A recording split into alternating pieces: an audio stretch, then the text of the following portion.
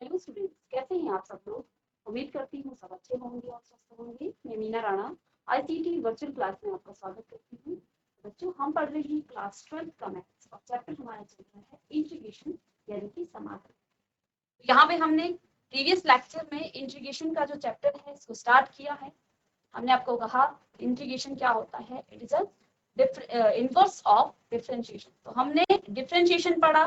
Differentiation में हमने क्या कहा कि जो भी हमने फॉर्मूले थे उन फॉर्मूलोज को हमने क्या किया, ट्रिग्नोमेट्री के फॉर्मूलों को इंटीग्रेशन इनका प्रीवियस लेक्चर में निकाला। तो देखिए इंटीग्रल्स या फिर समाकलन इसको हम कहते हैं। तो देखिए यहाँ पे हमारे पास क्या होता है, एक फंक्शन होता है एफ(x). इस फंक्शन का जब आप d/dx निकालते हैं, इस प्रोसेस को हम कहते हैं डिफरेंशिएशन। d/dx f(x) का जब आप d/dx निकालते हैं तो आपके पास मिलता है f', और f'(x) कहलाता है आपका डेरिवेटिव। डेरिवेटिव्स को आप अगेन फंक्शंस में ले आते हैं, तो उस प्रोसेस को जब आप क्या करते हैं, डेरिवेटिव्स को फंक्शन तक ले आते हैं, तो ऐसे प्रोसेस को हम कहते हैं एंटी डिफरेंशिएशन यानी कि इंटीग्रेशन। इस प्रोसेस को कहा जाता है। इसके बाद जो आपको f'(x) के बाद आपने इंटीग्रेशन किया है, इंटीग्रेशन के बाद आपके पास जो f(x) मिलता है, इसको आप कहते हैं इंटीग्रल्स या फिर एंटी डेरिवेटिव्स इसको कहा जाता है। यहाँ पे हमने आपको बताया कि साइन x का जब आप डेरिवेटिव्स निकालते हैं तब आपके पास cos x आया है, और डिफरेंट हमने यहाँ पे एग्जांपल्स दिए थे। साइन x का भी जो d/dx है वो cos x आया था। हमने इसमें +3 ऐड किया था, +5 ऐड किया था, +7 ऐड किया था, -2 भी हमने यहाँ पे कर दिया है। इसी तरह से डिफरेंट आप क्या कर सकते हैं, इसमें नंबर ऐड या सब्ट्रैक्शन कर सकते हैं। और उसके बाद आप ऑब्जर्व करेंगे कि साइन x का जो डेरिवेटिव्स है वो हमेशा cos x ही आता है, क्योंकि यहाँ पे आप जो भी नंबर लेंगे, चाहे आप 5 लें, 3 लें, प्लस करें, माइनस करें, वो हमेशा कांस्टेंट होंगे, वो रियल नंबर होंगे। और कांस्टेंट नंबर और रियल नंबर का जो डेरिवेटिव्स है वो हमेशा 0 होता है। यानी कि जब अब यहाँ पे हमने आपको क्या कहा कि जब f(x) का आप क्या कर रहे हो, डिफरेंशिएशन कर रहे हो, और आपके पास f'(x) मिल रहा है, इस f'(x) का जब आप इंटीग्रेशन करेंगे तो आपको क्या मिलेगा, f(x) मिलेगा। तो साइन x की जब हमने बात की थी यहाँ पे, तो साइन x यहाँ पे हमने तमाम उन एग्जाम्पल्स को यूज किया था कि साइन x + 5 का जो डिफरेंशिएशन है वो कितना हो रहा था, cos x हो रहा था। साइन x - 2 का जो डिफरेंशिएशन है वो भी आपका कितना आ रहा था, cos x आ रहा था। तो यहाँ आपके आंसर क्या हो रहे थे, वरी कर रहे थे। और स्टूडेंट्स आपको क्या कर रहा है कि मैम ये कैसे हो गया है कि साइन x + 2 का भी डिफरेंशिएशन cos x आ रहा है, साइन x - 2 का या प्लस जो भी इसमें आप ऐड या सब्ट्रैक्शन कर रहे हैं, और सबका क्या आ रहा है, डिफरेंशिएशन cos x आ रहा है। तो हमने यहाँ पर एक फाइनल कंक्लूजन निकाला था कि जब आप क्या करते हैं किसी भी फंक्शन को, ट्रिग्नोमेट्री फंक्शन को, यहाँ पे देखिए किसी भी ट्रिग्नोमेट्री फंक्शन में आप क्या कर रहे हैं, एडिशन कर रहे हैं, तो इस नंबर को, क्योंकि ये नंबर डिफरेंट हो सकते हैं, आपकी क्लास के पर स्टूडेंट क्या कर सकते हैं, इसमें कुछ कोई भी नंबर ऐड कर सकता है, माइनस का हो सकता है, प्लस का हो सकता है, कोई भी रियल नंबर इसमें प्लस या ऐड हो सकता है। तो इस नंबर को हमने एक सी मान लिया है, और सी यहाँ पे क्या है, एक आर्बिट्री कांस्टेंट है। ये कांस्टेंट कुछ भी हो सकता है। यानी कि इन सारे एग्जांपल से हमें क्या कंक्लूजन मिल गया कि d/dx of sin x + c का जो डिफरेंशिएशन है वो क्या होता है, वो cos x होता है। तो हम यहाँ तक हम पहुंचे थे। तो जो हमने डिफरेंशिएशन में पढ़ा था, जो भी हमने वहां पे फॉर्मूलों को यूज किए थे, उन फॉर्मूलों में हम क्या लिख सकते हैं कि sin x + c = cos x। क्योंकि कई बार हम क्या करते हैं, हमें ये बताया जाता है कि आप जब इंटीग्रेशन करते हैं तो वहां पे +c कर देना है, और बच्चे कंफ्यूज हो जाते हैं कि +c करना क्यों है। ठीक है, जब हमने कहा कि ये इसका व्युत्क्रम है यानी कि इसका इनवर्स है, तो इसमें हम c को क्यों प्लस कर रहे हैं, क्यों ऐड कर रहे हैं, तो यहाँ से इसका बेसिक चीजें, यहाँ से इसका बेसिक कॉन्सेप्ट निकलता है कि c इसमें क्यों प्लस किया जाता है। तो यहाँ से आपको समझ में आ गया होगा कि हम यहाँ पे c इंटीग्रेशन में क्यों करते हैं। क्योंकि अगर आप इसको डिटेल में देखें कि sin x + c का जो डिफरेंशिएशन है वो cos x है, और c यहाँ पे कुछ भी हो सकता है, कोई भी नंबर हो सकता है। आपकी क्लास के सारे बच्चे जो हैं वो सारे बच्चे अलग अलग नंबर को यहाँ पे लिख सकते हैं, अलग अलग नंबर का आप डिफरेंशिएशन कर सकते हैं। तो यहाँ पे c क्या है, आपका आर्बिट्ररी कांस्टेंट है, यानी कि कोई भी नंबर यहाँ पे c आपका हो सकता है। तो जो इंटीग्रेशन का प्रोसेस होता है, तो ये मोस्टली ये बताया नहीं जाता है कि c कहाँ से आया, c को आपने कहाँ से जनरेट किया है। ठीक है, तो हम वहीं से चलेंगे कि c आया कहाँ से और c+ हम क्यों कर रहे हैं। ठीक है। तो जो हमने प्रीवियस लेक्चर में आपको बताया था कि अलग अलग एग्जाम्पल लिए थे, वहां पे +C किया, +5 किया था, +7 किया था, +10 कर सकते हैं आप, +100 कर सकते हैं, कोई भी नंबर आप रियल नंबर से ले सकते हैं। तो इसलिए आपका ये जो हमारा एक कंक्लूजन हमने निकाला था कि d/dx of sin x + c का जो डिफरेंशिएशन है वो कितना होता है, cos x होता है। तो यहाँ पे आप c आपका देखिए कहीं पे आपका d/dx ऑफ sin x है, तो यहाँ पे कोई नंबर नहीं है, तो यहाँ पे आप 0 ले सकते हैं सी को, सी भी 0 भी क्या है, एक रियल नंबर है, तो यहाँ पे 0 भी हो सकता है। तो ये कॉन्सेप्ट हमारा यहाँ से आया है, और इसी कॉन्सेप्ट से हमने क्या किया था, देखिए अब हमने क्या किया, क्योंकि हमने यहाँ से क्या कहा कि आपका जो समाकलन है, इंटीग्रेशन है, वो क्या है, वो डेरिवेटिव्स को जब आप क्या करते हो, एंटी डिफरेंशिएशन करते हैं, यहाँ से इस प्रोसेस को आप उल्टा ले जाते हैं, f' का आप इंटीग्रेशन करते हैं और आपके पास मिलता है fx। तो ऐसे इस प्रोसेस को हम बोलते हैं इंटीग्रेशन या फिर एंटी डिफरेंशिएशन इसको कहा जाता है, और जो आपको यहाँ मिलता है इसको कहा जाता है इंटीग्रल्स या फिर एंटी डेरिवेटिव्स यहाँ पे कहा जाता है। अब बात हमने एग्जाम्पल पे ली थी, d/dx of sin x + c आपका हो जाता है cos x। तो अब इस प्रोसेस को जब हम उल्टा करेंगे, यानी कि इसका ये इंटीग्रेशन का साइन है, ये आपका इंटीग्रेशन का साइन है इस तरह से, ठीक है। तो इस प्रोसेस इंटीग्रेशन, अब हमारे पास cos x हमें मिल गया है, cos x का हम इंटीग्रेशन करेंगे किसके रिस्पेक्ट में, x के रिस्पेक्ट में इसका इंटीग्रेशन करेंगे। और जब इंटीग्रेशन करेंगे तो हमने यहाँ पे क्या कहा, जब आपने f' निकाला और इस प्रोसेस के बाद आपके पास क्या मिल जाता है, fx मिल जाता है। तो यहाँ से हमने जब इसका इंटीग्रेशन किया cos x का, cos x यहाँ था, इस प्रोसेस को हमने उल्टे यहाँ से यहाँ ले गए, इस प्रोसेस में आपके पास यहाँ पे क्या आता है fx, और fx क्या था हमारे पास sin x + c। तो यहाँ हमने इंटीग्रेशन में क्या आ गया आपका sin x + c। I hope कि आपको ये c वाला कॉन्सेप्ट समझ में आ गया होगा, ये बहुत जरूरी है, क्योंकि बच्चे c कर देते हैं लेकिन इसको कभी समझ नहीं पाते हैं कि ये c आया कहाँ से। तो ये c बेसिकली यहाँ से आया, जब हम क्या करते हैं, किसी भी ट्रिग्नोमेट्री फंक्शन या किसी भी आप फंक्शन का क्या कर रहे हो, डेरिवेटिव्स कर रहे हो, तो आप किसी कांस्टेंट नंबर को उसमें ऐड कर सकते हैं, सब्ट्रैक्शन कर सकते हैं, और कांस्टेंट नंबर को ही हम सी कहते हैं, ठीक है। तो यहाँ पे आप जनरली इसको आर्बिट्ररी कांस्टेंट कहेंगे सी को, और जब भी आप किसी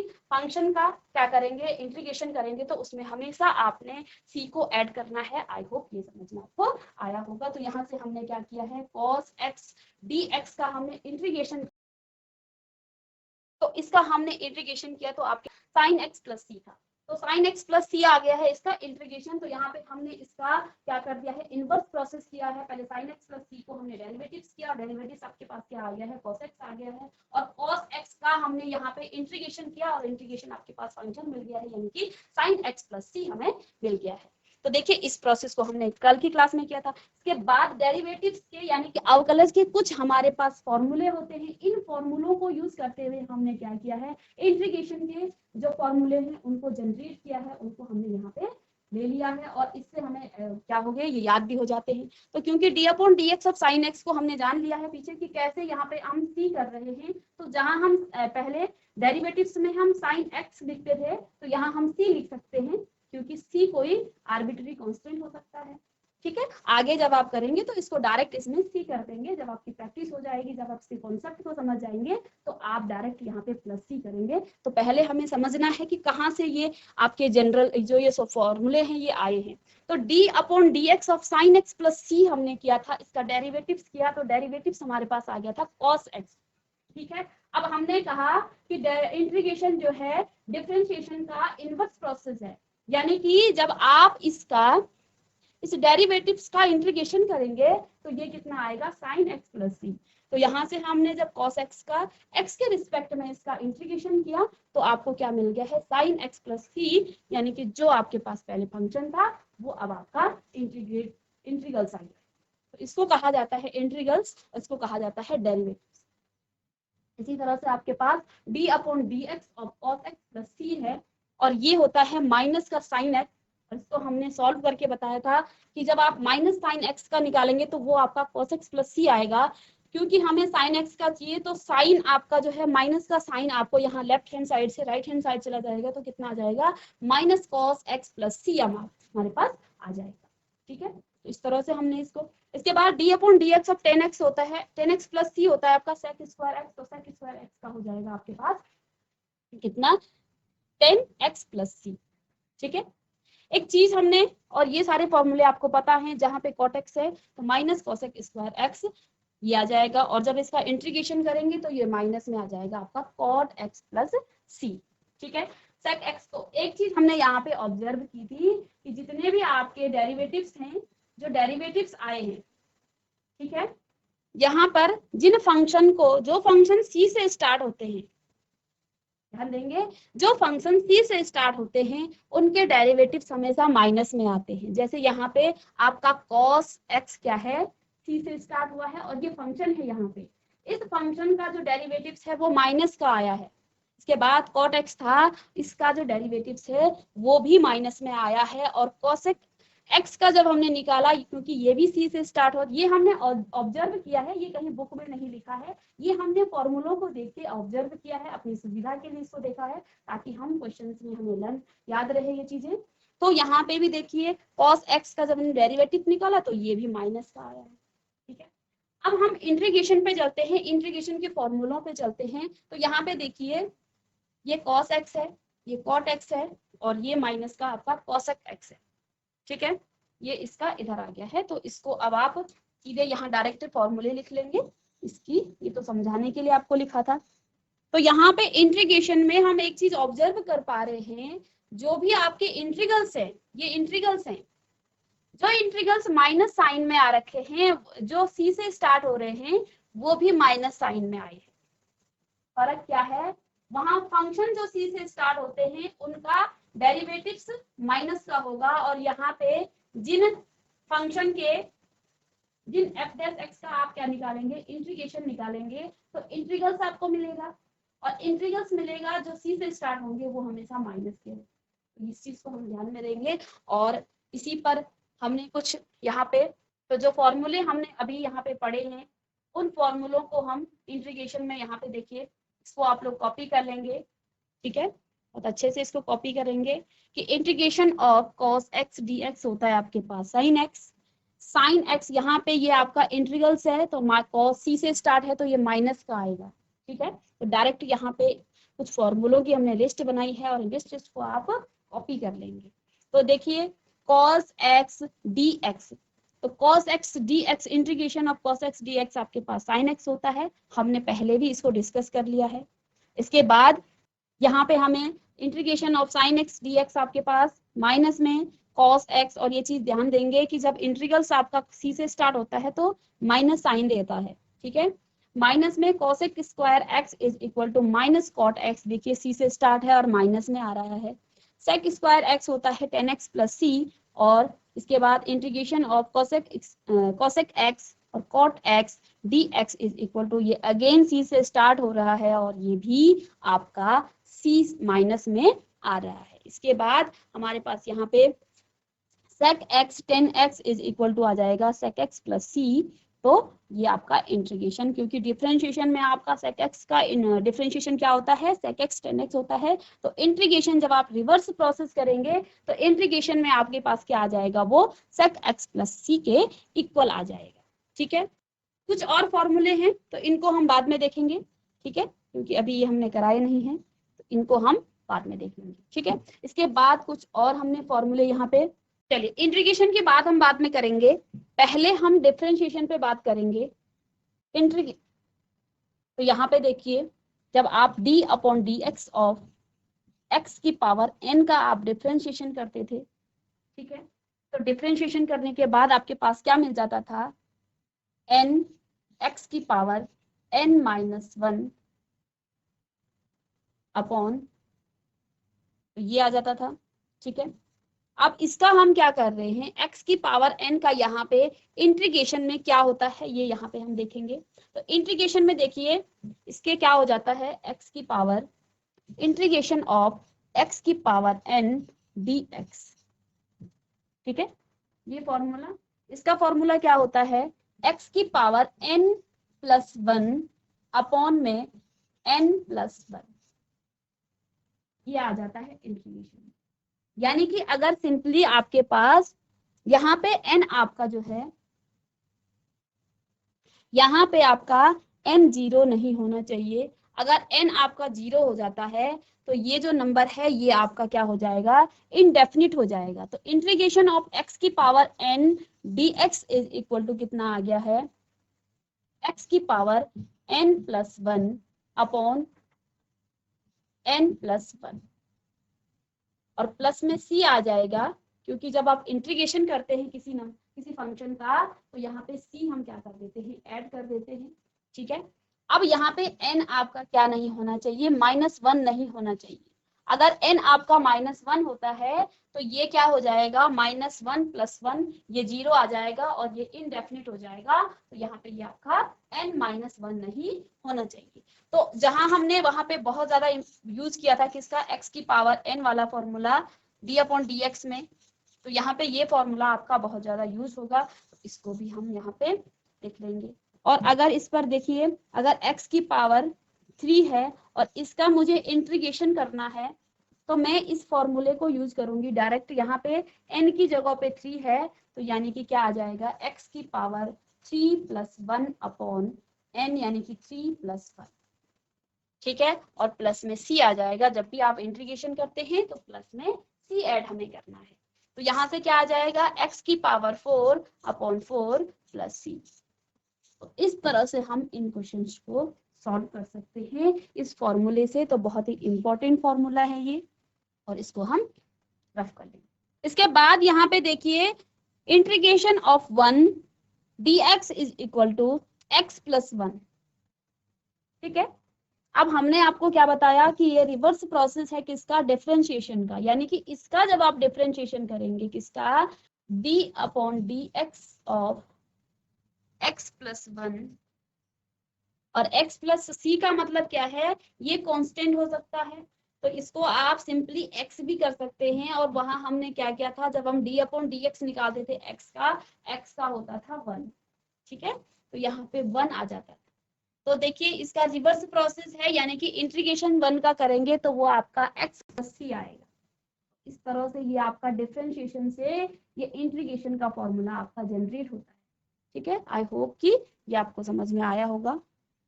इसके बाद डिफरेंशिएशन में हम क्या पढ़ते थे, log x का हमने पढ़ा था कि d/dx ऑफ log x और log x is equal to 1/x। ठीक है, अब यहाँ पे देखिए log x की जगह पे यहाँ पे mod ऑफ x, यानी कि x आपका पॉजिटिव होगा तो पॉजिटिव लगा दिया है इधर। ठीक है, तो यानी कि जब आप इंटीग्रेशन इसका लेंगे, क्योंकि ये रिवर्स प्रोसेस है, तो 1/x का जब आप क्या करेंगे, इंटीग्रेशन करेंगे 1/x, और x के रिस्पेक्ट में इसका इंटीग्रेशन होगा is equal to log of mod x plus c। तो यहाँ पे c भी कर लेंगे हम, क्योंकि इंटीग्रेशन जब होता है तो प्लस में c आ जाता है। तो बार बार अब हम इसको इसमें प्लस c ना करके अब हम समझ गए हैं कि कहाँ से आपका c आता है, तो प्लस में हम c कर लेंगे। इसके बाद हमने क्या पढ़ा था कि जो डिफरेंशिएशन पढ़ा था किसका, d/dx ऑफ, इसको रफ कर लेंगे। तो ये सारे फॉर्मूले हमें कहाँ से मिल रहे हैं, डिफरेंशिएशन के फॉर्मूलों से ही यहाँ पे मिल रहे हैं। इसके बाद देखिए d/dx ऑफ e की पावर x, और हमने बहुत सारे क्वेश्चन भी कर रखे हैं d/dx ऑफ e की पावर x। e की पावर x का जो डिफरेंशिएशन है वो होता है e की पावर x। और अगर हम यहाँ पे किसी आर्बिट्ररी कांस्टेंट को ऐड भी कर दें तो तब भी इसका e की पावर x ही होगा, क्योंकि ये तो आपका कांस्टेंट है और कांस्टेंट का डिफरेंशिएशन क्या होता है, हमेशा 0 होता है। तो e की पावर x प्लस 0, तो ये e की पावर x आ जाएगा। तो यहाँ पे आप किसी आर्बिट्ररी कांस्टेंट को यूज कर सकते हैं प्लस में c करके।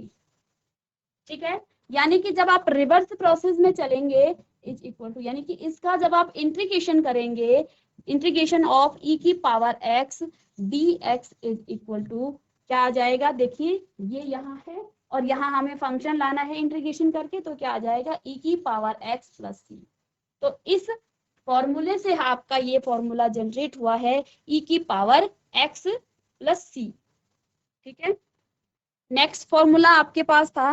और इसी तरह से देखिए यहाँ पर भी जब हम a की power x upon log a को क्या करते थे, डिफरेंशिएट करते थे, हमारे पास क्या आ जाता है a की power x। D upon d x of a की पावर एक्स अपॉन में लॉग ए प्लस सी, ये तो इसका क्या हो जाता था ए की पावर एक्स, यानी कि जब आप ए की पावर एक्स का इंटीग्रेशन करेंगे, इंटीग्रेशन ऑफ ए की power x is equal to क्या आ जाएगा आपके पास, तो ये आ जाएगा ए की पावर एक्स अपॉन में लॉग ए प्लस सी। ठीक है, तो ये जो फॉर्मूला है वो यहाँ से आपके पास आ गया है। ठीक है, और नेक्स्ट जो फॉर्मूला है इसको हम बताएंगे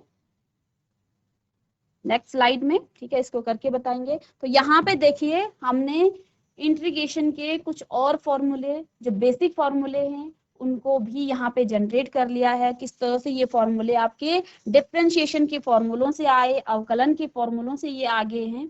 इसी तरह आप अगर आपको डिफरेंशिएशन के फॉर्मूले लर्न हैं तो यहाँ इंटीग्रेशन में आपको दिक्कत नहीं आने वाली है, और जैसे जैसे हम क्वेश्चंस को सॉल्व करेंगे तो हमें इनके फॉर्मूले भी लर्न हो जाएंगे। ठीक है, अब हमने यहाँ पे आपको ट्रिग्नोमेट्री फंक्शंस के जो इंटीग्रेशन है उनको इंटीग्रेशन के फॉर्मूले जनरेट कर लिए हैं, कुछ बेसिक इंटीग्रेशन के फॉर्मूलों की यहाँ पे लिस्ट आपको बताई और इनको समझा भी दिया है कि कहाँ से आप कहाँ से आपके ये डिफरेंशिएशन से किस तरह से ये जनरेट होगी। अब देखिए इनवर्स ट्रिग्नोमेट्री के कुछ फंक्शंस हमने पढ़े हैं, जैसे आपने तो कुछ इनवर्स ट्रिग्नोमेट्री के फंक्शन हैं। ये जो फॉर्मूले आपको गिवन है ये भी आपके इंटीग्रेशन डिफरेंशिएशन से ही आए हैं। ठीक है, जब आप डेरिवेटिव्स करते थे साइन इनवर्स एक्स का तो आपके पास क्या मिल जाता है 1 अपॉन, तो जैसे कि फर्स्ट यहाँ पे है गिवन, हम जब D upon d x of निकालते थे किसका, sign inverse x D x, इसका डी अपॉन डी एक्स क्या हो जाता था, और इसमें आप प्लस सी कर सकते हैं, वो अभी अभी हमने बताया है। ना भी करें तो भी चलेगा क्योंकि अब हम समझ गए हैं कि जब आप इंटीग्रेशन करते हैं तो प्लस सी वहां पे लिखेंगे। ठीक है, तो इसका इंटीग्रेशन इसका डिफरेंशिएशन क्या होता है 1 upon root 1 minus x square. ठीक है, यानी कि इंटीग्रेशन में आप रिवर्स में जब इसका करेंगे किसका integration of 1 upon root 1 minus x square is equal to वो कितना आ जाएगा आपका साइन इनवर्स एक्स और प्लस में हम सी करेंगे। ठीक है, इंटीग्रेशन में आप सी करते हैं। ठीक है, और कहाँ से करते हैं ये हमने बहुत अच्छे से समझ लिया है। तो इंटीग्रेशन जब इसका होगा 1 upon root 1 minus x square तो ये आ जाएगा आपका साइन इनवर्स, कोई आर्बिट्ररी यहाँ पे कांस्टेंट होगा तो sign inverse x plus c यहाँ पे हम लिख लेंगे। इसके बाद हमने कॉस इनवर्स एक्स का भी पढ़ा था, तो ये फॉर्मूला आपका यहाँ पे इंटीग्रेशन का जो फर्स्ट फॉर्मूला है integration of 1 upon root 1 minus x square into d x is equal to sine inverse x plus c. Okay, अब देखिए नेक्स्ट है दूसरा फॉर्मूला, जब हम किसका निकालते थे डिफरेंशिएशन, पहले हम डी अपॉन डी एक्स निकालते थे किसका कॉस एक्स का, कॉस इनवर्स एक्स का, कॉस इनवर्स एक्स का हम निकालते थे। तो कॉस इनवर्स एक्स का डी अपॉन डी एक्स कितना होता था माइनस में 1 upon root 1 minus x square. ठीक है, माइनस में 1 अपॉन, तो यहां से जब आप इसका करेंगे किसका 1 upon integration of minus 1 upon root में 1 माइनस एक्स स्क्वायर, तो ये आपका क्या आ जाएगा cos inverse x plus c, और जब यहाँ से माइनस साइन आप रिमूव करेंगे तो integration of 1 upon root 1 minus x square is equal to ये माइनस का साइन आ जाएगा कॉस इनवर्स एक्स प्लस, अब देखिए यहाँ से हमने क्योंकि माइनस को रिमूव किया है और ये आपका कोई भी आर्बिट्ररी कांस्टेंट है, कुछ बच्चे यहाँ कहेंगे कि ये आपका माइनस का आएगा। ठीक है, माइनस का आएगा, तो क्या हम इस माइनस वाले साइन को ऐसे नहीं लिख सकते कि प्लस और माइनस में अगर सी आता है तो माइनस का भी होगा, तो ये प्लस माइनस का आपका क्या हो जाएगा, तो ये आपका कुछ भी नंबर हो सकता है तो इसमें हम ऐड करेंगे प्लस को या माइनस को। ठीक है, तो ये इंटीग्रेशन इसका हो जाएगा, तो यहाँ पे प्लस ही आप लिख लेंगे, चाहे वो आपका प्लस का है चाहे वो माइनस का है, तो प्लस में सी आ जाएगा।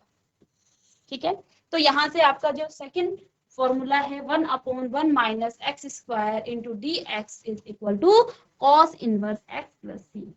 अब देखिए इन दोनों फॉर्मूलों से हम एक जनरल फॉर्मूला बनाते हैं। हमने दो बात कही, क्या क्या हमने बात की? हमने कहा 1/, यहां पे हमने कहा integration of 1/√1 minus x square d x is equal to sine x plus c. एक तो ये बात है। सेकेंड बात क्या है कि इंटीग्रेशन ऑफ 1/, यानी कि इसी फंक्शन को आप दो तरह से लिख सकते हैं। तो यहाँ इन दोनों को हम कंबाइंड रूप में क्या लिख सकते हैं कि integration of 1/√1 minus x square d x is equal to क्या क्या होता है, sine inverse x plus c, और इसका दूसरा मान क्या हो जाता है, equal to cos inverse x plus c. तो ये भी इसको हम लिख सकते हैं। तो यहां से हमारे ये दो फॉर्मूले हैं, तो इनको आप क्या कर सकते हैं, इसके 1/, यानी कि integration of 1/√1 minus x square के दो मान हैं, एक तो साइन इनवर्स एक्स प्लस सी है, और एक तो आप जहां पे जो आपको फॉर्मूला जिसकी नीड होगी वहां पे आप इनको लिख लेंगे। इसके बाद टेन इनवर्स का जब आप डेरिवेटिव्स करते थे d/dx of ten inverse x, तो ये आपका आ जाता था 1/1 प्लस एक्स स्क्वायर। हमने बहुत यूज भी किया इसका। तो देखिए इसका इंटीग्रेशन क्या हो जाएगा, integration of 1/1 plus x square और d x is equal to tan inverse x plus c. यहाँ भी आप प्लस कर सकते हैं, प्लस सी कर सकते हैं, कोई आर्बिट्री यहाँ पे आप ऐड कर सकते हैं, और नहीं भी करते हैं इंटीग्रेशन में, क्योंकि डिफरेंशिएशन में हमने ये चीज यूज नहीं की है। तो अब हम समझ गए हैं कि सी आप क्यों यहाँ पे ऐड कर रहे हैं। तो आप यहाँ पे इसका इंटीग्रेशन क्या हो जाएगा, टेन इनवर्स प्लस सी। ठीक है, इसके बाद टेन इनवर्स के बाद हमने कॉट इनवर्स एक्स का पढ़ा था। तो कॉट इनवर्स इसका नेगेटिव हो जाता है, इसका अपोजिट हो जाता है। तो कॉट d/dx ऑफ कॉट इनवर्स एक्स का डिफरेंशिएशन क्या हुआ था, माइनस में 1/1 प्लस एक्स स्क्वायर। ठीक है, तो ये माइनस का था। तो यहां से जब आप इसका इंटीग्रेशन लेंगे तो इंटीग्रेशन क्या हो जाएगा, integration of -1/1 plus x square is equal to, ये आ जाएगा किसके इक्वल, कॉस कॉट, ये कॉस नहीं ये कॉट आएगा, कॉट इनवर्स एक्स का। ठीक है, तो ये आपका कितना आ जाएगा, कॉट इनवर्स एक्स। और जब यहाँ से आप इसको प्लस सी करेंगे, इसको माइनस साइन रिमूव कर देंगे यहाँ से, 1 plus x square integration D x, यहाँ पे भी डी एक्स आएगा, और ये आ जाएगा किसके, minus of cot inverse x plus c. तो ये इसका आंसर आ गया। यानी कि जब आप 10x और cot x को करते हैं तो integration of 1/1 plus x square का करते हैं तो इसके भी दो मान आते हैं, जैसे कि sin x और cos x में आए थे। और इसी तरह से ये दो फॉर्मूले भी आते हैं जिनको हम कल की क्लास में डिस्कस करेंगे। तो स्टूडेंट्स यहाँ पे हमने इंटीग्रेशन के बेसिक फॉर्मूलों को, इसके इनवर्स ट्रिग्नोमेट्री फंक्शंस के जो फॉर्मूले हैं इंटीग्रेशन, उनको भी जनरेट कर लिया है, और ट्रिग्नोमेट्री फंक्शंस के फॉर्मूलों को भी जनरेट किया है, कहां से, डेरिवेटिव्स यानी कि डिफरेंशिएशन के फॉर्मूले से। तो नेक्स्ट क्लास में इस पर बेस्ड कुछ क्वेश्चंस के साथ आएंगे, और इसके जो फॉर्मूले हैं नेक्स्ट उनको भी डिस्कस करेंगे। तब तक के लिए thank you and have a nice day.